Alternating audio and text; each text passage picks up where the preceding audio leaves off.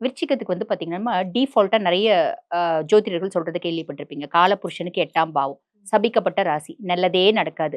ஏமாற்றமே இல்லாத விருச்சிகமே கிடையாது. நோய்வாய்ப்படாத விருச்சிகமே கிடையாது.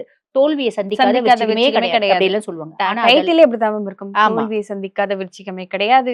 ஆமா, விருச்சிக ராசிக்கு தான் சோதனை காலம். ஆமா. அந்த மாரி அப்படிதான் எல்லாம் இருக்கும். வைப்பாங்க. ஆனா அதெல்லாம் இவங்களுக்கு ரொம்ப நல்லதும்மா. ரொம்ப நல்லது. நீ எந்த அளவுக்கு ஏமாறுறியோ, அந்த அளவுக்கு நீ பெரிய ஆள் ஆயிடுவ. எந்த சூப்பர், அளவுக்கு சூப்பர். தோல்விய சந்திக்கிறியோ, அந்த அளவுக்கு நீ வாழ்க்கையில பெரிய லெவல்ல ஜெயிப்ப. Super, super. எந்த அளவுக்கு நோய்வாய்ப்படுறியோ, அந்த அளவுக்கு ரொம்ப ஆரோக்கியமா 100 வயசு வரைக்கும் வாழ்வ. இதுதான் விருச்சிகத்தினோட ஒரு அப்படியே ஒரு மறுபக்கம் அப்படின்னு சொல்லலாம். நீ ஏமாத்த ஒரு ஏமாற்றம் உன் நடுமண்டையில நச்சு நடிச்ச மாரி இருக்கும். அப்ப நீ யோசிப்ப. நான் சாதிக்கணும். இந்த பிள்ளை என்ன ஏமாத்திருச்சுல, இந்த பிள்ளை முன்னாடி இந்த இந்த பையன நம்ம ஏன் மிஸ் பண்ணிட்டோம்?